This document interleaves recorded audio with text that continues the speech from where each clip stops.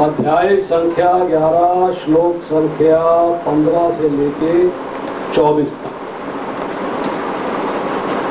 तो श्लोक संख्या 15 पढ़ता हूँ, कृपया सब लोग मेरे पीछे दोहराएं। अर्जुन उवाच पश्यामि देवान् तव देवदेहे सर्वान् तथा भूत विशेष संघान् ब्रह्माण्डमीशं कमलस्थानं ऋषीन् च सर्वान् उर्गान् च दिव्यान्। अर्जुन उवाच पश्यामि देवास्तु तव देवदेहे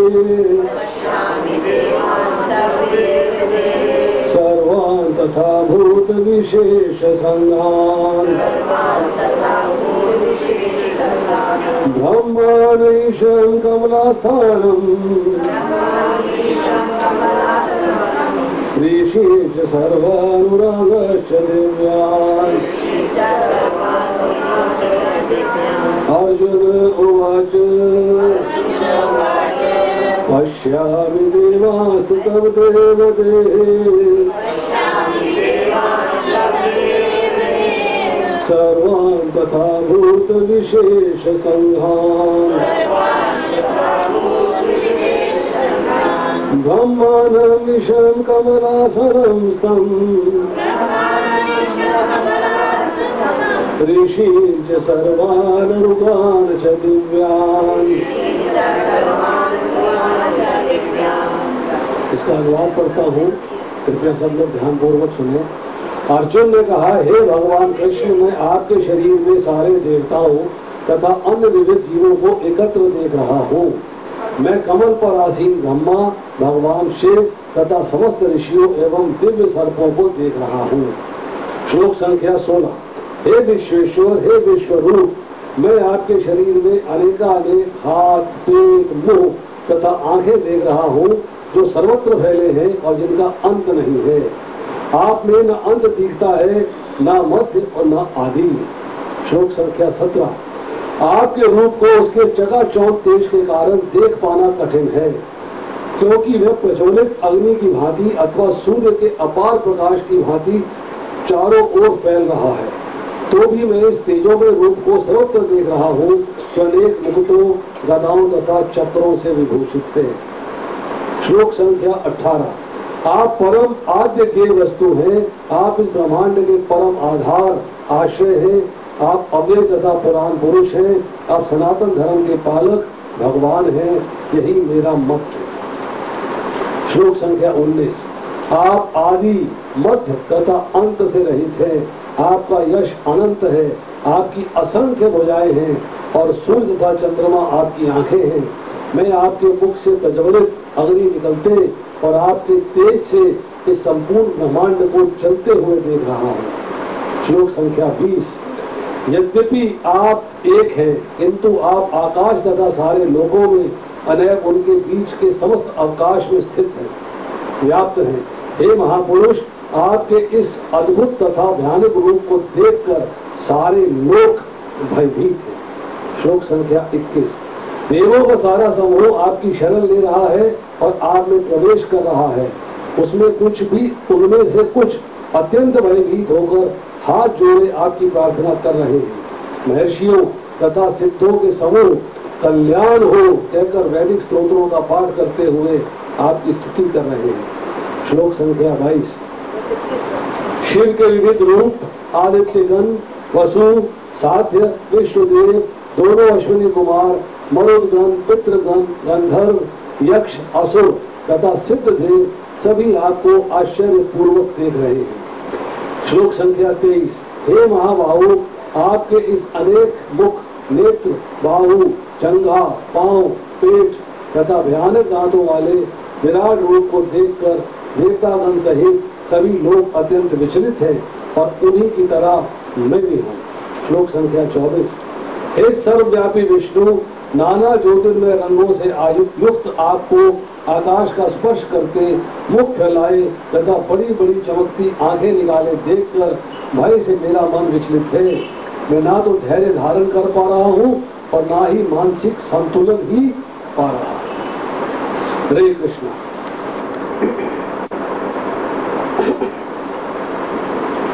तो हम लोग अब 11वां अध्याय कर रहे हैं। इसमें भगवान का विराट रूप का वर्णन किया गया है, भगवान ने स्वयं किया है। 10वें अध्याय में भगवान ने अपने ऐश्वर्य के बारे में बताया और 11वें अध्याय में उस ऐश्वर्य को प्रकट करके दिखाया अर्जुन के कहने पर। तो भगवान कहते हैं, जब अर्जुन कहता है कि मैं आपके उसी रूप का दर्शन करना चाहता हूँ जो कि आपने मुझे सब अभी बताया है 10वें अध्याय में अपने ऐश्वर्य के बारे में, तो वो मुझे आप दिखाइए। अगर मैं देखने में सक्षम हूँ तो बड़े विनीत भाव से पूछ रहा है, बड़ी विनम्रता से पूछ रहा है भगवान से कि आप जो है अगर मैं देखने में सक्षम हूँ तो आप मुझे वो रूप का दर्शन कराइए। तो भगवान क्या कहते हैं, तुरंत हाँ देखो देखो, तुरंत देखो, जो देखना चाहते हो वो देखो, सब आश्चर्यमय रूप देखो, अनंत जीवों को देखो, मेरे अनंत रंग देखो, अनंत अनंत आकृतियां देखो, भूत देखो, भविष्य देखो, वर्तमान देखो, यहीं बैठे बैठे देखो, तुरंत देखो, इसी क्षण देखो। लेकिन तू अपने इन चक्षुओं से नहीं देख सकता। कैसे देख सकता है? जब मैं तुझे योग शक्ति दूंगा जिससे कि तू मुझे देख सके। तो भगवान उसको योग शक्ति देते हैं, तो वो जो है भगवान के दर्शन करते हैं। तो उससे पहले तो संजय बताते हैं कि अर्जुन क्या क्या देख रहे हैं धृतराष्ट्र को। तो कहते हैं अनेक बाहु वक्र नेत्रम, उनके बहुत हाथ थे, अनेक, अनेक माने काउंटलेस, असंख्य हाथ, बाहु थे, हाथ थे, और वक्र मतलब मुख था, और अनेक नेत्र, अनेक उदर, अनेक पांव, ऐसा भगवान का रूप देखा। ये धृतराष्ट्र जी बता, ये जो है संजय बता रहे हैं धृतराष्ट्र को। और उनका तेज कैसा बताया कि हजारों सूर्य भी निकल आए तो उसकी शायद उसकी क्षमता कर सके, ऐसा तेज था भगवान के रूप। और एक ही स्थान पर अर्जुन ने उसको कंप्लीट देखा, और उसके बाद देखने के बाद अर्जुन प्रार्थना करने लगा भगवान से। भगवान से क्या प्रार्थना करता है ये आज के श्लोक में अर्जुन कहते हैं, पश्यामि देवान तब देव देहे सर्वान तथा विशेष विशेष भूत विशेष सर्वान, कि हे परमेश्वर, हे देव, मैं आपके शरीर के अंदर सारे देवताओं को देख रहा हूँ, सारे देवताओं को आपके शरीर के अंदर देख रहा हूँ, और प्रत्येक प्रकार के विभिन्न प्रकार के जीवों को आपके अंदर देख रहा हूँ।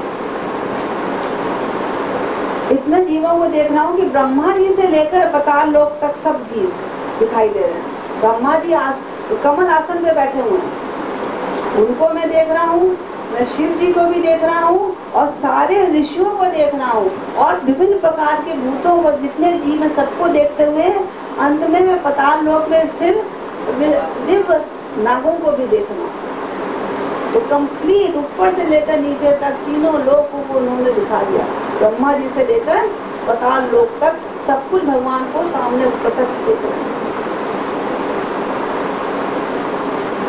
फिर भगवान अगले 16वें श्लोक में कहते हैं, हे विश्वेश्वर, हे विश्वरूप। विश्वेश्वर क्यों कहा?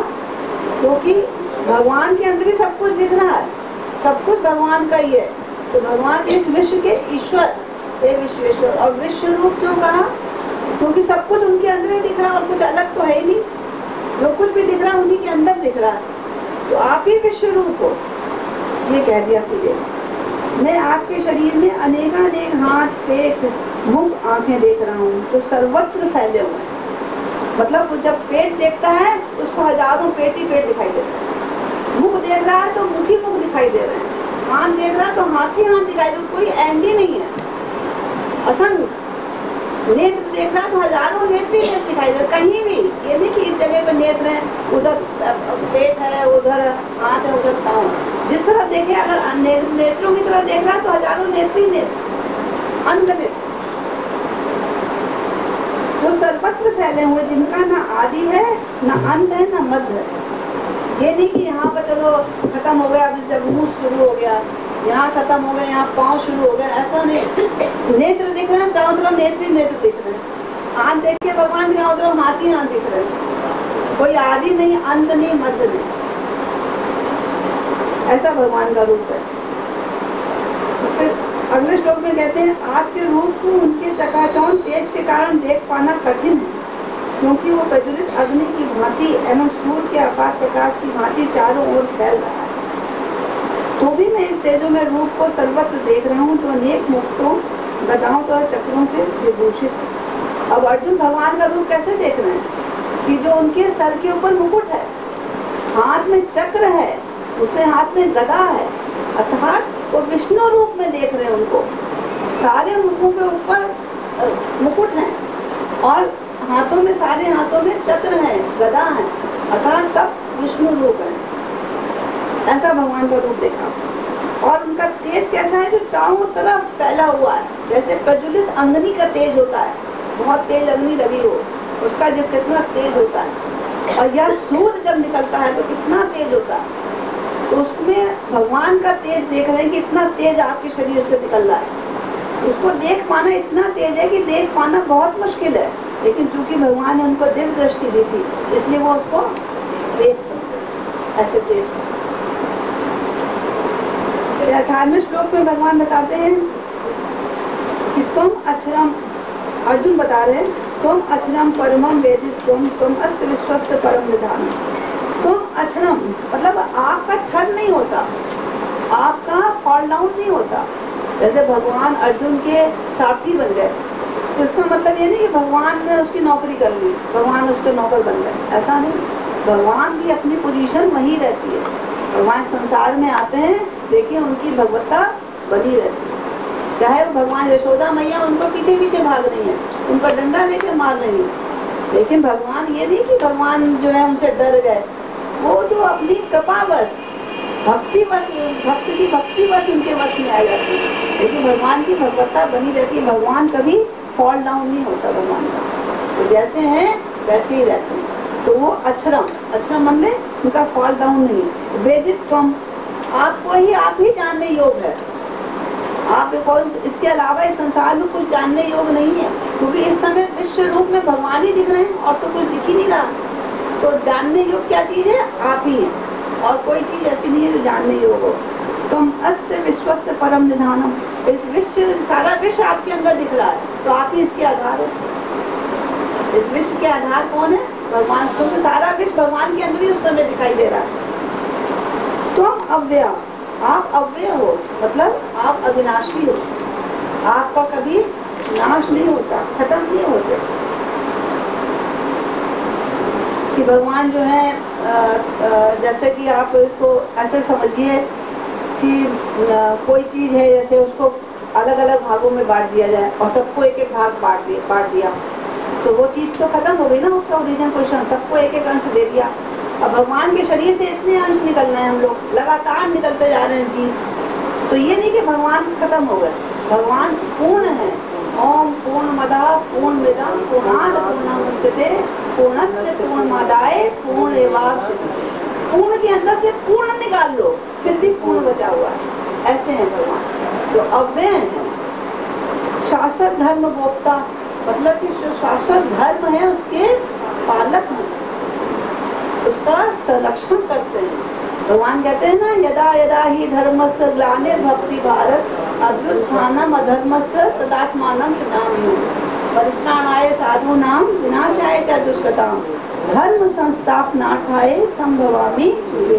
धर्म की स्थापना करने के लिए मैं बार बार आता हूँ, हर युग में आता हूँ। इसलिए भगवान धर्म के संरक्षक है। शाश्वत धर्म गोप्ता, सनातनम त्वं पुरुषम, सनातन पुरुष है। सनातन पुरुष बने अनादिकाल से हैं, सबसे पुराने, उनसे पुराना कोई नहीं है। लेकिन कैसे हैं, नवयौवन। ब्रह्म संहिता में ब्रह्मा जी क्या कहते हैं, अदैत्यम अच्युतम अनादि अनंत रूपम आद्यम पुराण पुरुषम नवयौवनम च। आप सबसे पुरान पुरुष हैं और नवयौवन भी है। भगवान कैसे हैं, 16 साल के दिखाई देते हैं। फोटो आप देखो, इसी में भगवान 16 साल के दिखाई देते हैं। भगवान कभी बुढ़े नहीं होते, लेकिन सबसे पुराने पुरुष हैं। ये अर्जुन कह रहा है ऐसा मेरा मत है। भगवान का ऐसा रूप देखने के बाद अर्जुन ने अपना मत बताया कि आप अच्युत हैं, आप शाश्वत धर्म के गुप्ता हैं, आप विश्व के आधार हैं और सनातन पुरुष हैं, ऐसा मेरा मत है। फिर अगले श्लोक में अर्जुन बता रहे हैं 19वें श्लोक में, आप आदि मध्य अंत से रहित हैं। अभी इसी बात को उन्होंने 16वें श्लोक में भी बताया था, न अंतम न मध्यम न तम पुनः तवादिम, कि आपका आदि मतलब कि आदि नहीं है, मध्य नहीं है, अंत नहीं है। और उसी को बार बार फिर यहीं बता दिया, क्योंकि अर्जुन बड़ा आश्चर्य है इस समय, जिसमें से भरा हुआ है कि क्या ऐसा रूप मेरे को दिखा दे। तो वही वर्ड उसके मुंह से बार बार निकलना है, ना आपका आदि है, ना आपका अंत है, ना आपका मध्य है। तो उसको पुनरावृत्ति बार बार समझ ऐसे नहीं आता, लोग जो है मोहग्रस्त हो जाते हैं। तो ऐसा रूप देखने के बाद, आश्चर्यचकित रूप देखने के बाद अर्जुन बिल्कुल आश्चर्य से भर गया और फिर वही वर्ड बोला, ना आपका आदि है, ना मध्य है, ना अंत है। आश्चर्य रूप देखा और बता रहे हैं कि आपका जो यश है वो अनंत है। यश का मतलब क्या होता है? बल, तेज, शक्ति, सामर्थ्य जो है, ये सब यश में वीर का मतलब है अनंत वीर्यम। फिर कह रहे हैं अनंत बाहु, आपके फिर 1000 बाहु, पहले कह दिया फिर यहाँ पर फिर वही कह रहा। शशि सूर्य नेत्रम, आपके नेत्र कैसे हैं? सूर्य और चंद्रमा के समान। जैसे अंधेरे में चंद्रमा चमकता है, दिन के समय सूर्य चमकता है, ऐसे आपकी आंखें। पश्चिमी तो हम जीत उदास वक्रम सोते दिशा विष्णु दिगंत पंचम, आपकी असंख्य भूषाएं हैं और आपके मुख से क्या है? प्रज्वलित अग्नि निकल रही है। मुख से प्रज्वलित अग्नि निकल रही है, प्रज्वलित जलती हुई अग्नि निकल रही है, जिससे क्या हो, तीनों लोग जो है बड़े व्यथित हो रहे हैं, बहुत भयभीत हो रहे हैं और जल रहे हैं तीनों लोग अग्नि से। इतना तेज निकल रहा भगवान के शरीर, भगवान की जो तेज से निकल रहा है, उस समय विश्व रूप का दर्शन हो रहा है, विश्व रूप का दर्शन हो रहा है। तो भगवान का जो तेज निकल रहा, अग्नि निकल रही मुख से, उससे जो है तीनों लोग जो है बड़े परेशान हो रहे हैं, भयभीत हो रहे हैं, दुखी हो रहे हैं। तो 20वें श्लोक में भगवान कहते हैं, अर्जुन कह रहे हैं यद्यपि आप एक हैं, किंतु आप आकाश और सारे लोग एवं उसके बीच के अवकाश में व्याप्त हैं। तो कह रहे हैं कि भगवान आप तो एक ही दिखाई दे रहे हैं, भगवान श्री कृष्ण, और व्याप्त किसमें? पूरे ब्रह्मांड भर में, स्वर्ग लोक में, सारे लोकों के अंदर, पृथ्वी लोक में, और उनके बीच में जो जगह है, अवकाश है, मतलब जो जगह बीच में, सब जगह भगवान ही भगवान दिखाई दे रहे हैं और एक रूप में। विश्व रूप उनका ये नहीं कि अलग अलग दिख रहे हैं भगवान, इधर भी कृष्ण है, इधर भी, ऐसा नहीं दिख रहा। एक ही रूप है, उसके अनंत बाहु है, अनंत पेट है, अनंत मुख है, अनंत नेत्र हैं, एक ही रूप है और सब जगह खुशहाल पूरे ब्रह्मांड भर में फैले हुए, ऐसा दिख रहा है।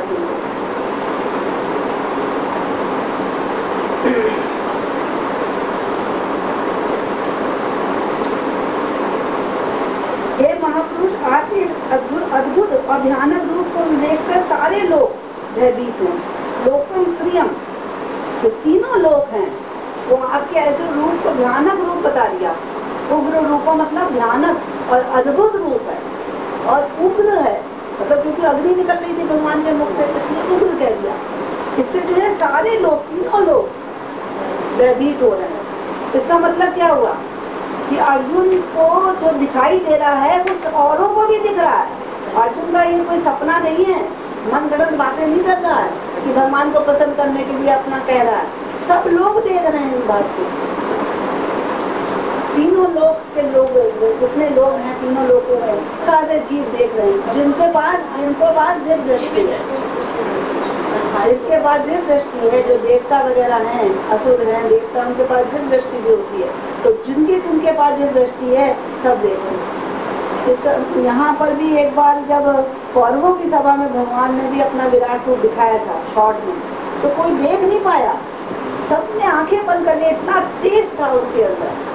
लेकिन यहाँ पर जिनके पास दिव्य दृष्टि है सब भगवान को देख रहे हैं, इतना तेज निकल रहा है, इतना विराट रूप चारों तरफ,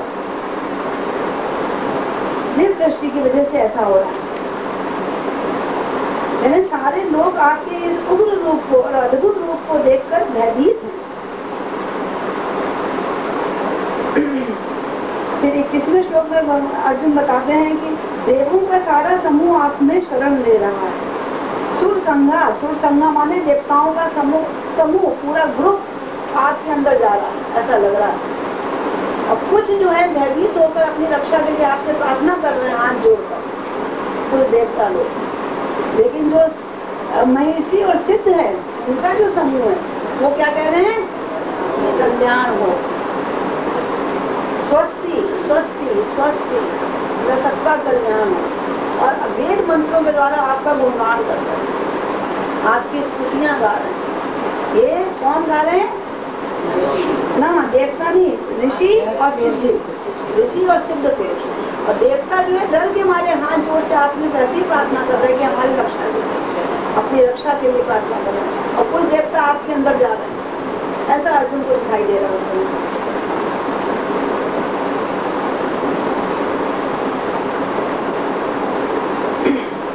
इस प्रकार वो बताते हैं 22वें श्लोक में भी कि सारे प्रकार के देवताओं का नाम ले दिया। शिव जी, आदित्य गण, वसु, साध, विष्णुदेव, दोनों अश्विनी कुमार, मरुत कुमार, वृत्रगण, गंधर्व, यक्ष, असुर, सिद्धदेव, सब आपको आश्चर्यपूर्वक देखना है। सब लोग भगवान को, जितने तीनों लोगों के लोग थे जीव में, सब भगवान को प्रत्यक्ष देख रहे हैं और भगवान का विराट रूप। और कह रहे इस तरह सब लोग देखकर समझ लोग, सभी लोग जो है बड़े विचलित हैं और उसी की तरह मैं भी बड़ा विचलित हो रहा हूँ। देखा नहीं जा रहा आपका ऐसा रूप। कहते मैं तो ना तो धैर्य पा रहा हूँ और ना अपना मानसिक संतुलन ही कर पा रहा हूँ। ये अर्जुन इस तरह बताते हैं कि भगवान आपका रूप ऐसा है, इतना भयंकर, इतना बड़ा, इतना विराट है कि आकाश को स्पर्श कर रहा है और नीचे पाताल को स्पर्श कर रहा है। बड़ी बड़ी चमकीली आंखों से मेरा मन भय से विचलित हो रहा है। अर्जुन अभी और भगवान के बारे में बताएंगे आगे के श्लोकों में। हरे कृष्ण।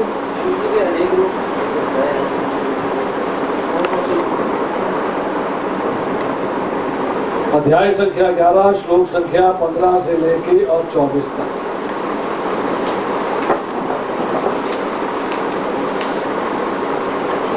पंद्रहवें से लेके 31वें श्लोक तक जो 17 श्लोक हैं, इनमें जो है अर्जुन क्या कह रहा है? अर्जुन जो है भगवान के विश्व रूप को एक्सप्लेन कर रहा है, उसको डिस्क्राइब कर रहा है, उसके बारे में बता रहा है। कहां पर? रथ पे बैठा हुआ भगवान की ओर देखता हुआ। इसके साथ ही वो भगवान से ये पूछता है कि आपका जो ये विश्व रूप है, इसका उद्देश्य क्या है? Purpose of this universal form, क्यों धारण कर रहा है, मुझे क्यों दिखा रहा है? अब 11वें अध्याय के इस 15वें श्लोक के अंदर क्या बता रहे हैं कि अर्जुन जो है वो भगवान के विश्व रूप को ऊपर से लेके नीचे तक देखा। बलदेव विद्याभूषण लिखते हैं इसके अंदर, यहाँ जो शब्द इस्तेमाल हुए हैं, भूत विशेष संघान, ब्रह्मान ईशम, कमलासनस्थम, और इन सब का जो है मीनिंग क्या है? भूत विशेष, भूत मतलब जीव, विशेष का मतलब स्पेशल। तो सारे जीवों में स्पेशल जो है वो है मनुष्य, जिसको कि बलदेव विद्याभूषण जरायुज के नाम से संबोधित करते हैं। जरायुज मतलब जो गर्भ से पैदा हो। ब्रह्मा जी अर्थात 4 मुख वाले ब्रह्मा जी, और चूंकि ईशम शब्द यहाँ इस्तेमाल हुआ है, ब्रह्मा जी के ईश कौन है? विष्णु, ईशम। और ब्रह्मा जी की उत्पत्ति कहाँ से हो रही है? गर्भोदक शाही विष्णु के नाभि कमल के ऊपर। तो वहां पर जो है विष्णु भी विराजमान दिखाई दे रहे हैं। अब यहाँ पर जो है दूसरी चर्चा हो रही है पश्यामी। पश्यामी का मतलब है देख रहा है।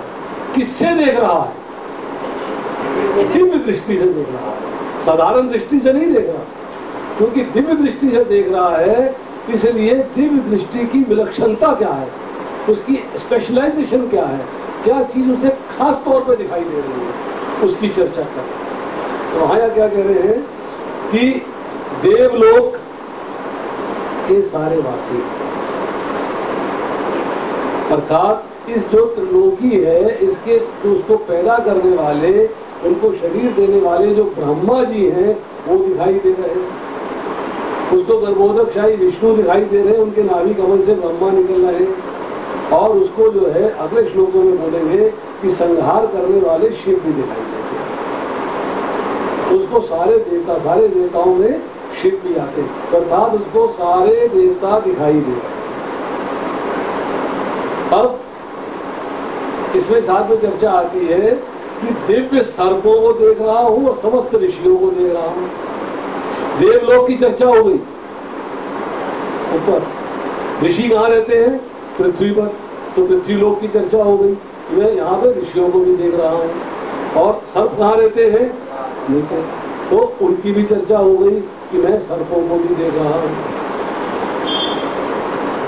अब भगवान ने कहा है कि तू मेरे शरीर में एक जगह स्थित चराचर जगत को देख, एक जगह। संजय कहते हैं अर्जुन ने भगवान के शरीर में एक जगह स्थित संपूर्ण जगत को देखा, परंतु अर्जुन ने एक स्तंभ शब्द इस्तेमाल नहीं किया। वो कहता है कि मैं आपके शरीर में सारा भूत समुदाय, जितने भी जीव हैं, जितने प्रकार के प्राणी हैं, उन सबको देखता हूँ। कहाँ देखता हूँ, आपके पूर्ण शरीर। मतलब उस वक्त जो है संजय की दृष्टि जो है रथ की तरफ नहीं है, किस तरफ है, भगवान की तरफ। तो भगवान के अंदर जो है जहां भी देखता है, जिधर भी देखता है, उसको जो है केवल विराट रूप दिखाई, और कुछ दिखाई नहीं। अब आते हैं 16वें से लेके 20वें श्लोक कि अर्जुन ही अकेला नहीं है जिसको भगवान कृष्ण ने इस विराट रूप को देखने की स्वीकृति दी। 16वें श्लोक के अंदर जो है, 16वें से लेके 20वें श्लोक तक जब पढ़ते हैं तो ये देखते हैं कौन कौन देख रहा है यहाँ पर।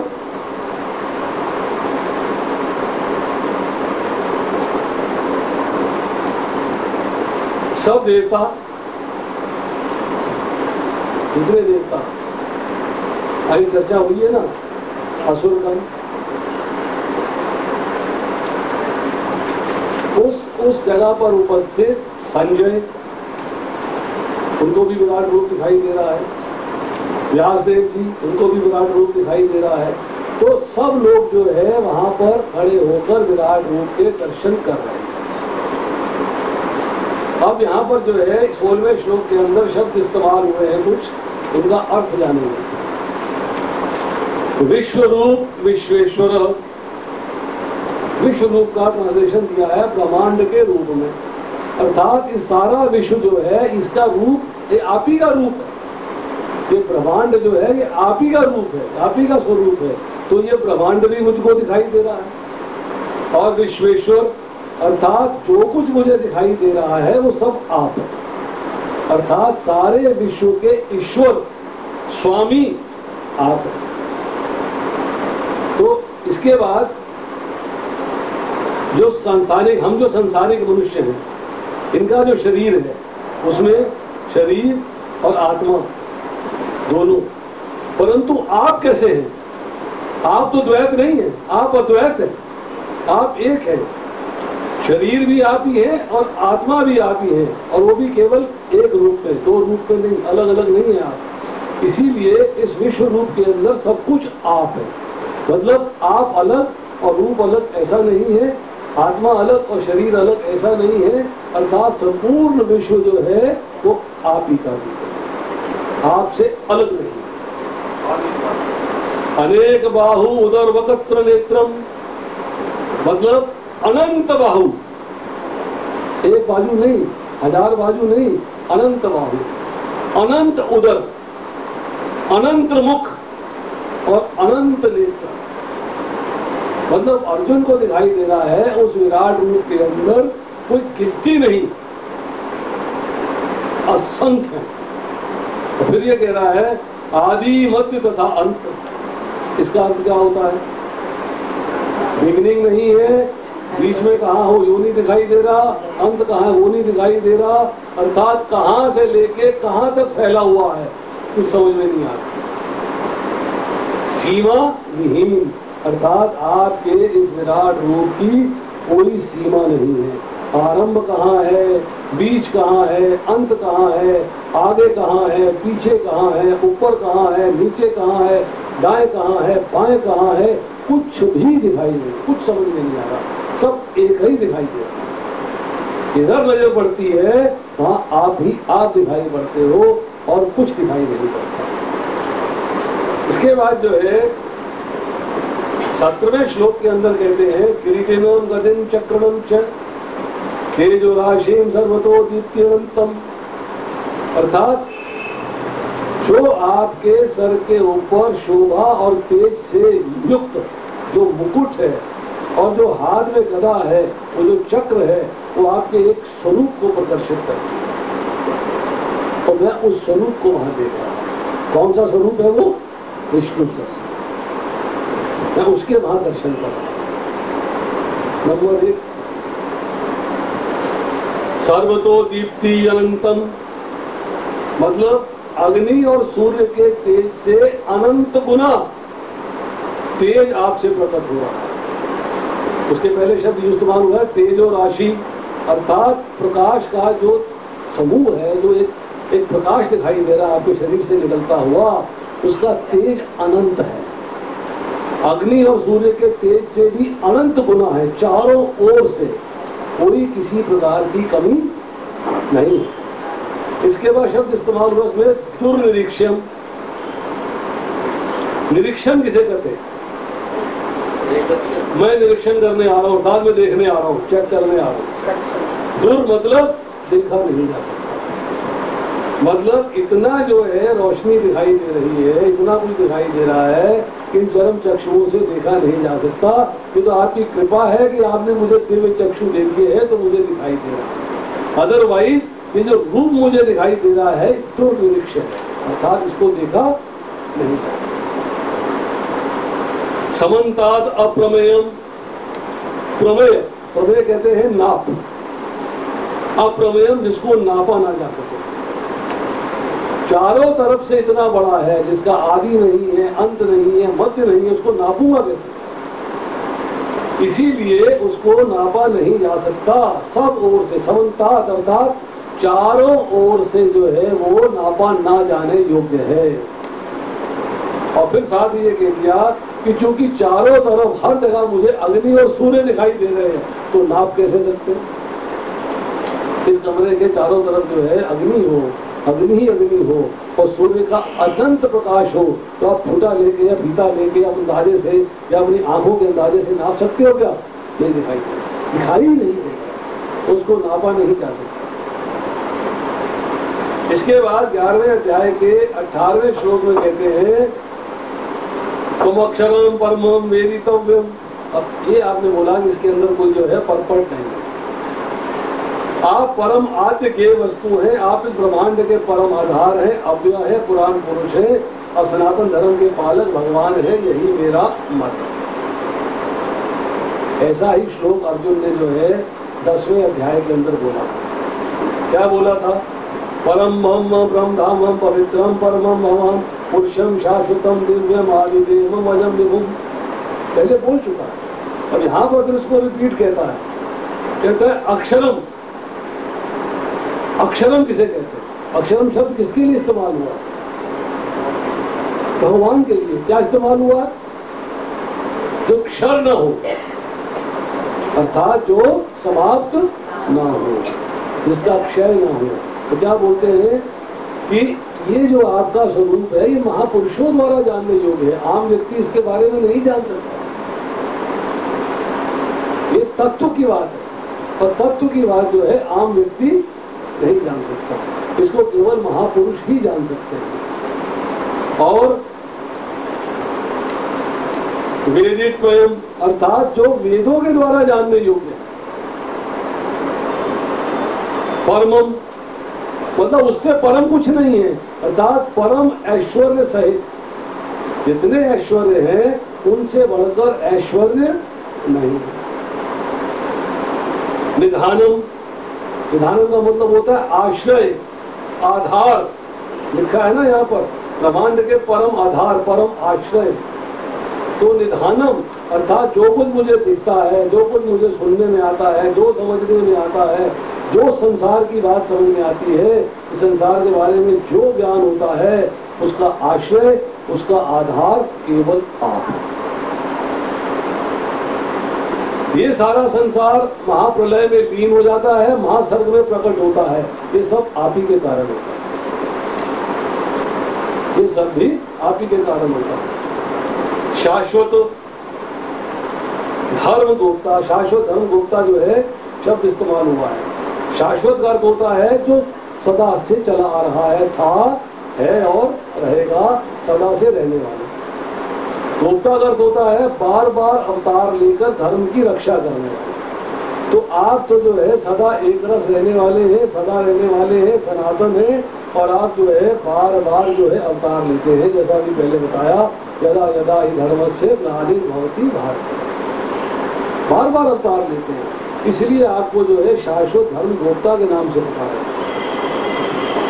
अव्यय मतलब अविनाशी, जिसका विनाश नहीं होता। सनातन जो सदा से हो, जो एक रस हो। और पुरुष, पुरुष मतलब है आपसे बढ़कर कोई भी पुरुष।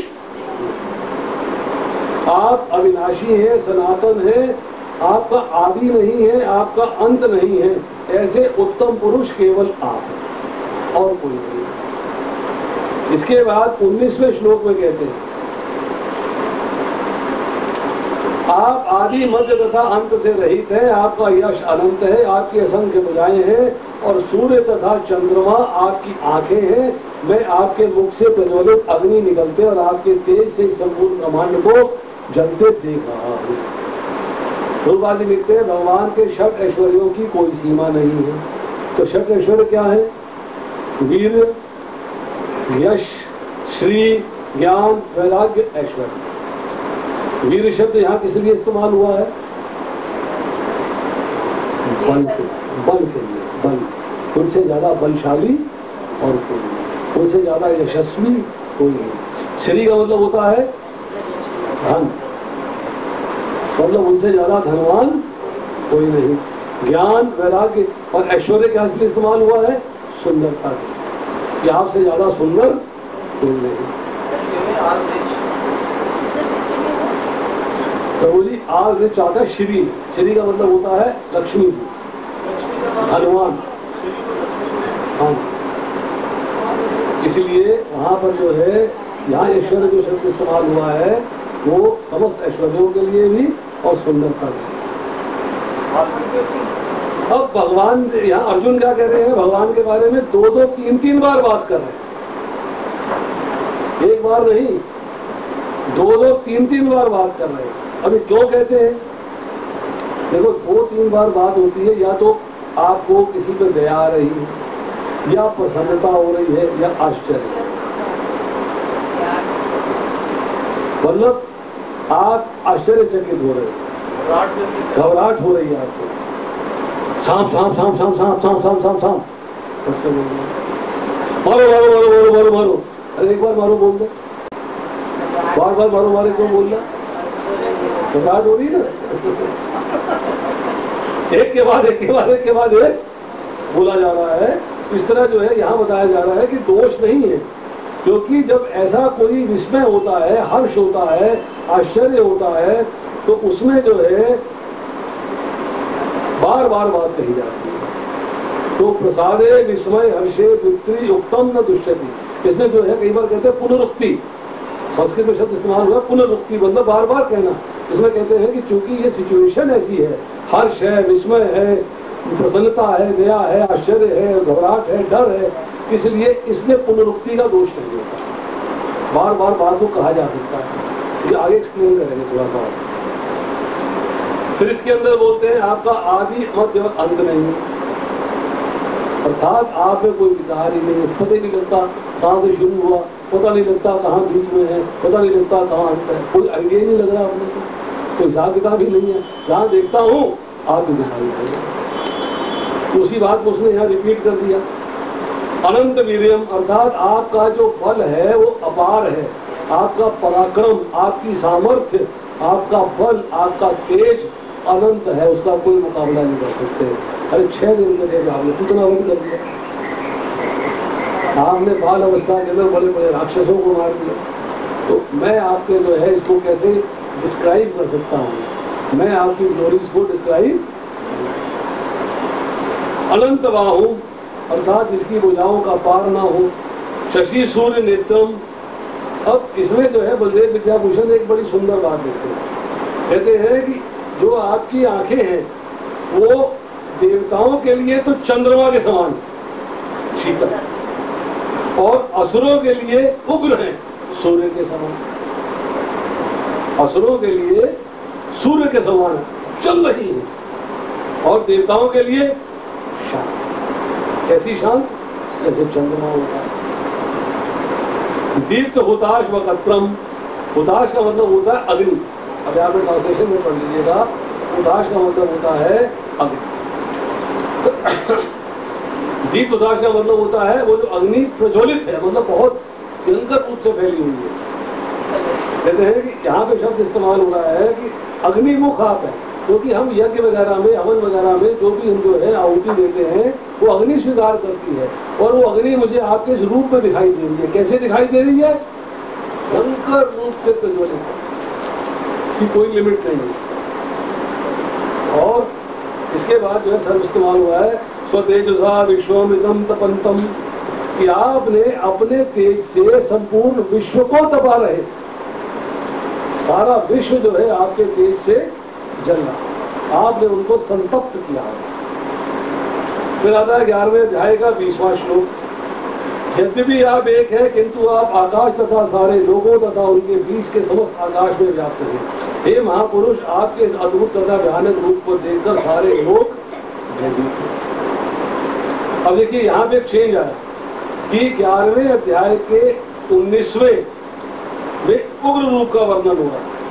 11वें अध्याय के 20वें श्लोक में ऊपर के हिस्से में जो पहली लाइन है उसमें भी उग्र रूप का वर्णन हो रहा है, और जो इसका जो है 20वें श्लोक का आधा से लेके 22वें श्लोक तक उग्र स्वरूप का परिणाम क्या है, उसका रिजल्ट क्या है, इसकी चर्चा हो रही है। तो यहाँ पर बता रहे हैं कि स्वर्ग तथा पृथ्वी के बीच का संपूर्ण आकाश, सभी दिशाएं आपके रूप से व्याप्त हो रही हैं। कौन कौन सी दिशाएं हैं? पूर्व, पश्चिम, उत्तर और दक्षिण। पूर्व और पश्चिम के बीच में आता है, पूर्व और उत्तर के बीच में आता है ईशान कोण। उत्तर और पश्चिम के बीच में आता है वायव्य। पश्चिम और दक्षिण के बीच में आता है नैऋत्य, और दक्षिण और पूर्व के बीच में आता है आग्नेय। ये तो 8 दिशाएं हो गई, एक ऊपर की और एक नीचे की। 10 दिशाओं के अंदर जो है चर्चा हो। 10 दिशाओं के अंदर जो है हम देख रहे हैं क्या? आपका ये स्वरूप। इसके बाद बताते हैं कि आपके अद्भुत भयानक रूप को देखकर सारे भयभीत हैं। तो बलदेव विद्याभूषण जो है इसके बारे में क्या लिखते हैं? वो कहते हैं देवता हैं, असुर हैं, गंधर्व हैं, किन्नर हैं, अर्थात जो भी मित्र हैं वो सारे के सारे, या जो न्यूट्रल हैं अर्थात जो ना इस तरफ है और ना उस तरफ है, वो सब एकत्र हो गए हैं युद्ध को देखने के लिए, और भगवान ने उनको तीव्र दृष्टि दी। सब क्या आप तीव्र दृष्टि से देख सकते। अब सवाल ये है कि जो तीनों लोग हैं, अर्जुन उन तीनों लोगों को भी उस विराट रूप में ही देख रहा, ये नहीं कि उसको अलग से दिखाई दे रहा कि लोग अलग है, विराट रूप अलग है। अर्थात जो यहाँ पे चर्चा हो रही है कि आपके इस अद्भुत रूप को देखकर सारे लोग मतलब लोकी की चर्चा हो रही है। वो भी आप ही किसी के अंदर है, संतप्त है, व्यथित है, दुख में है, डर रहे, विचलित हो रहे हैं। अब दूसरी बात यहाँ चर्चा हो रही है कि त्रिलोकी के लोग भी व्यथित हो रहे हैं। कैसे? कि त्रिलोकी के लोग जो यहाँ पर उपस्थित हैं वो बहुत सारी चीजों को देख रहे हैं। सिंह को देख रहे हैं, सांपों को देख रहे हैं, जानवरों को देख रहे हैं, मनुष्यों को देख रहे हैं, देवताओं को देख रहे हैं, और देख देख के जब देख रहे हैं कि आपके स्वरूप के आगे सब भयभीत है, और जो जानवर है वो तो बेचारे मर ही रहे, तो उनको भी डर लगा। ये जो है परिणाम बताया जा रहा है कि जो विश्व रूप दिखाया जा रहा है, जो विराट रूप दिखाया जा रहा है, उसका परिणाम है। अब 22वें श्लोक में कहते हैं यहाँ पर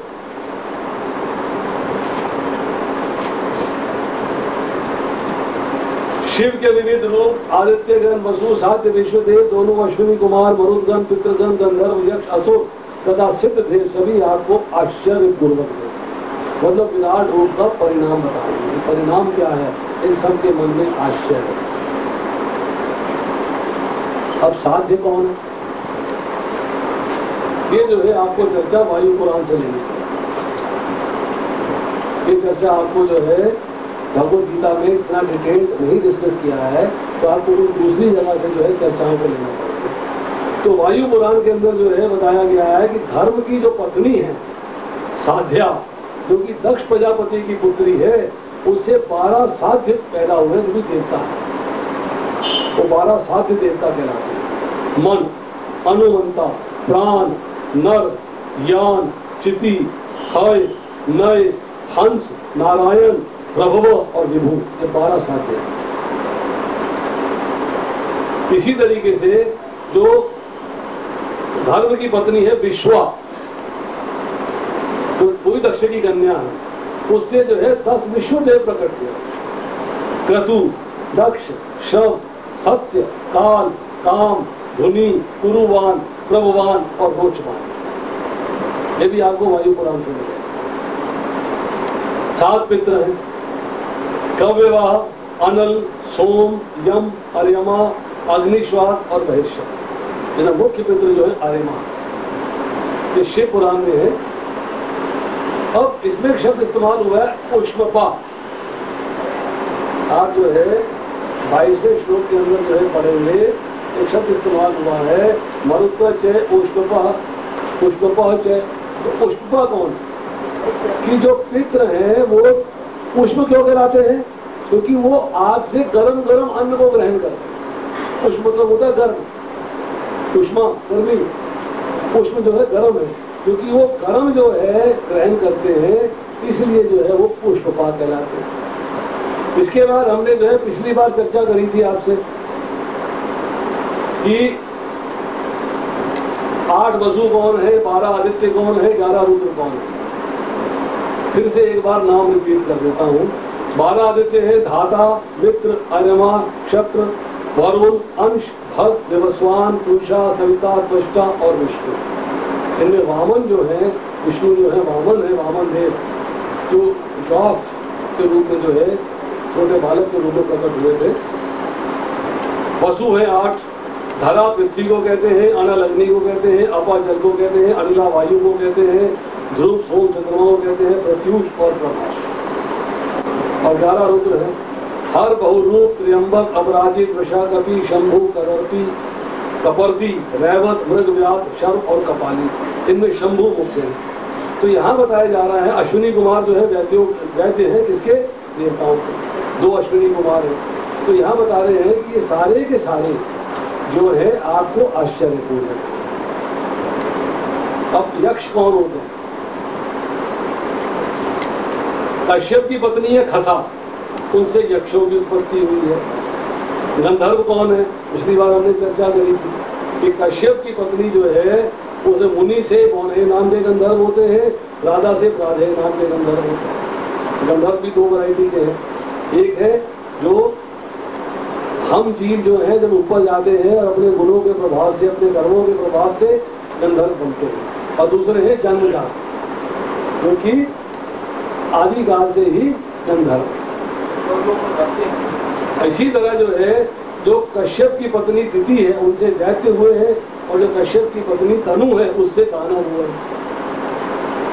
और सिद्धों की चर्चा हमने पिछली बार श्लोक में करी थी कि सिद्ध जो है वो भी 2 प्रकार के हैं, एक साधना सिद्ध है, एक जन्मजात सिद्ध है। तो साधना सिद्ध जो है साधना के द्वारा सिद्ध बनते हैं, और जन्मजात सिद्ध जो है वो जन्म से ही सिद्ध है, जैसे कि कपिल मुनि। अब इसके बाद 23वें श्लोक में चर्चा करते हैं, हे महाबाहु, आपके इस अनेक मुख, नेत्र, बाहु, जंघा, पांव, पेट तथा भयानक दांतों वाले विराट रूप को देखकर देवतागण सहित सभी लोग अत्यंत विचलित हैं, और उन्हीं की तरह मैं भी। फिर रिपीटिशन हो रहा है, बहुवक्त्र नेत्रम। यहां पर थोड़ा सा चेंज क्या है कि आपके मुख जो है बहुत सारे हैं, तो क्या सारे एक से हैं? तो यहां जो बहु शब्द इस्तेमाल हुआ है वो किस लिए हुआ है कि आपके मुख जो है एक दूसरे के साथ मिलते नहीं। कोई तो बड़े सॉफ्ट है, सौम्य है, और कई बड़े विकराल। आपके नेत्र कोई छोटे हैं, कोई बड़े हैं, कोई गोल है, कोई लंबे हैं, कोई चौड़े हैं, कोई टेढ़े हैं, मतलब नेत्र भी आपके बहुत वैरायटी के हैं। तो मैं आपके आज विराट रूप के अंदर अलग अलग प्रकार की वस्तुएं देखता हूं। बहुबाहु रूपादम, कि आपके हाथों की बनावट, हाथों का रंग, हाथों की आकृति भी विलक्षण है, हाथों के कार्य भी विलक्षण है, जंघाएं भी विलक्षण है, चरण भी विलक्षण है, सब अलग अलग वैरायटी के। सब एक जैसे हो तो मोनोटोनस सा दिखाई दे कि एक ही जैसे 20 पैर पड़े, एक ही जैसे 1000 पैर है, पर मैं देख रहा हूं कि हर पैर अलग है, हर जंघा अलग है, हर मुख अलग है, हर नेत्र अलग है। बहुदड़म, पेट भी आपके एक समान नहीं है, कोई पेट बड़ा है, कोई पेट छोटा। बहुदृष्टा करालम, जो मुझे दिखाई दे रहा है कि आपके जो दाढ़े हैं वो भी बड़ी विकराल है। आगे बताएगा, पिसते हुए देख रहा हूं, दाढ़ों के अंदर जो है पिसते हुए देख। और प्रवेदितास्ता हम, कि आपके इस महान भयंकर विकराल रूप को देखकर जितने प्राणी हैं व्याकुल हो रहे हैं। और साथ ये भी कह दिया, वही नहीं मैं भी व्याकुल हो रहा हूं, मेरी भी हालत खराब है। वो तो बेचारे हालत खराब है ही उनकी, मेरी भी हालत खराब, अर्थात मैं भी व्याकुल हो रहा। अब इसमें जो है व्याकुलता अर्जुन को क्यों हो रही है, रिपीटिशन कर रहा है, बार बार एक बात को कह रहा है, व्याकुल हो रहा है, तो ऐसा क्यों है? इसके लिए जो है एक दो पॉइंट समझने वाले हैं, इस थोड़ा सा लॉजिकली में, कि जब कोई आपको एक दिव्य चीज दिखाई देती है, विलक्षण चीज दिखाई देती है, तो आप घबरा जाते हैं। सडनली आप उड़न तस्त्री आए और आपकी छत पे आगे करे तो क्या हो गया? तो कभी ऐसी चीज देखी नहीं थी, घबराहट हो जाएगी, ठीक है ना? तो घबराहट के अंदर जो है एक चीज को बार बार रिपीट करो, जल्दी आओ जल्दी आओ जल्दी आओ जल्दी, देखो देखो देखो देखो क्या दिखाई दे रहा है, यू रिपीट। इसी तरह यहाँ पर जो है वो आपके रूप की दिव्यता दिखाई दे रही है, विलक्षणता दिखाई दे रही है, इसलिए रिपीटिशन हो रहा है। घबरा गया है, उसे पता नहीं पहले क्या कहा है, भूल गया पहले कहा हुआ, और फिर उसे रिपीट कर रहा। होता है ना, जब व्यक्ति घबरा जाता है तो उसी डायलॉग को बार बार रिपीट करता है। अरे अभी तो तूने बोला था, अच्छा, और फिर दोबारा बोल देता है। इसी तरह जो है अर्जुन जो है घबरा गया है, उसे याद नहीं है उसने क्या कहा था और क्या नहीं कहा था। तो इसी तरह जो यहाँ बोला गया, जब व्यक्ति भयभीत होता है, आश्चर्यचकित होता है, तब वो बार बार रिपीट करता है। जैसे मैंने पहले बताया, सांप सांप सांप सांप, मारो मारो मारो मारो, आओ आओ आओ, जल्दी आओ जल्दी आओ जल्दी आओ, देखो देखो देखो देखो देखो। मतलब रिपीटिशन जब होता है, जब कोई चीज जो है आपको भयभीत कर देती है या आश्चर्यचकित कर देती है। अब जो है 11वें अध्याय का 24वां श्लोक है, हे सर्वव्यापी विष्णु, नाना ज्योतिर्मय रंगों से युक्त आपको आकाश का स्पर्श करते, मुख फैलाए, बड़ी बड़ी चमकती आंखें निकाले देखकर मेरा मन भय से विचलित हो रहा है। बिना तो धैर्य धारण कर पा रहा हूं, न मानसिक संतुलन नहीं रख पा रहा। नव स्पर्शम, तो बलदेव विद्याभूषण लिखते हैं कि आपका जो रूप है, ये नहीं कि मुझे फिल्म की तरह स्क्रीन पे दिखाई दे रहा, मतलब ऐसा दिखाई दे रहा है कि धरती और आकाश को छू रहा है। और फिर उससे भी ज्यादा लिखते हैं बलदेव विद्याभूषण कि अंतरिक्ष में भी दिखाई दे रहा है, अर्थात इस स्वर्ग और पृथ्वी के बीच का जितना हिस्सा है उसमें मेरे को आपका विराट रूप तो कितना पड़ा रहा होगा। फिर यहाँ पर जो प्रभुपाद जी लिख रहे हैं कि जो नाना ज्योतिर्मय रंगों से दीप्तिम अनेक वर्णम, अनेक वर्ण अनेक रंग अर्थात काले पीले नीले हरे गोरे अर्थात अनेक वर्ण हैं कि कैसे है, चमकदार है, जिनसे की रोशनी निकल रही है और दैदीप्यमान हो रहा सांस से। आपके नेत्र भी विशाल हैं और चमकदार हैं, दैदीप्यमान। आपका फैला हुआ मुख, यहाँ जो शब्द इस्तेमाल किया हुआ है व्यात आननम, फैला हुआ मुख, कैसे, जैसे कि शेर जो है वो मुख फैला देता है, मगरमच्छ मुख फैला देता है, व्हेल मुख फैला देती है, तो बाकी जीव जो है जंतु उसके अंदर प्रवेश करते रहे। इसी तरह जो आपका मुख है इस प्रकार फैला हुआ है कि जैसे आप विष्णु को चट कर जाओगे, सब खत्म हो जाएगा, ऐसी फीलिंग हो रही है। और अब कहता है, बड़ा सुंदर शब्द इस्तेमाल किया है, प्रव्यथिता अंतरात्मा, मतलब अंतर से, मैं अंदर से विचलित हो रहा हूं। ये नहीं कि मुझे डर सा लग रहा, कोई बात नहीं, मेरी अंतरात्मा मतलब मेरी अंदर से विचलित हो रहा हूं। इतना मुझे भयंकर विशाल रूप देखने के बाद, इतना विशाल रूप जो है उसकी भयंकरता देखने के बाद मैं इतना विचलित हो रहा हूं कि मैं अंदर तक हिल गया। और धृति ना विंदामी क्षमाच विष्णु, कि मेरे को कहीं भी धैर्य नहीं, धीरज मेरा खो गया है, धैर्य धारण नहीं कर पा रहा हूं और मेरा मानसिक संतुलन अर्थात शांति भी समाप्त, मुझे शांति भी दिखाई देती। यहाँ पर जो है चर्चा होती है कि ये सारा जो करिश्मा है अगर ध्यान से देखेंगे तो हालांकि अर्जुन भगवान का सखा, अर्जुन भगवान का भक्त है, परंतु देखो दिखाया कैसे है, दिखाया है कि अर्जुन का मोह अभी दूर नहीं हुआ। पोज ये किया जा रहा है कि अर्जुन को जैसे कि तत्व का ज्ञान नहीं, पोज किया जा रहा है। और किनको तत्व का ज्ञान था, तत्व का ज्ञान जो है, तत्व मतलब जो भगवान को विशेष तत्व से जानते हैं। यस, कैसा, जन्म कर्म चमे ब्रह्म, इस तरीके से जानते।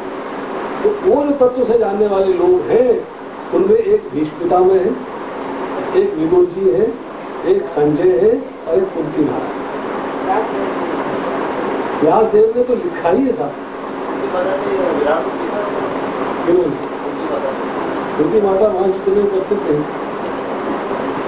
परंतु व्यास देव तो दृष्टि दे रहे हैं ना, व्यास देव को तत्व से जानो, वो सारा लिखा है, सारा संकलन किया है, वो तो तत्व से जानते ही हैं।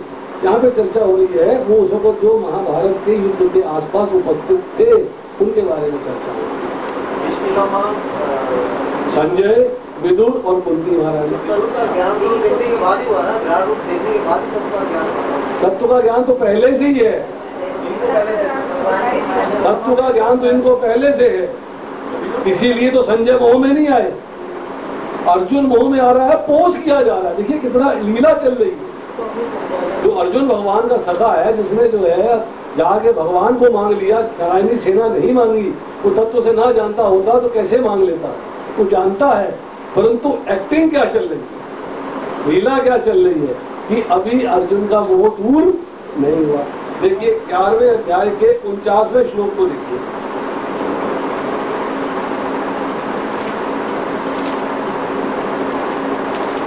माँ ये व्यथा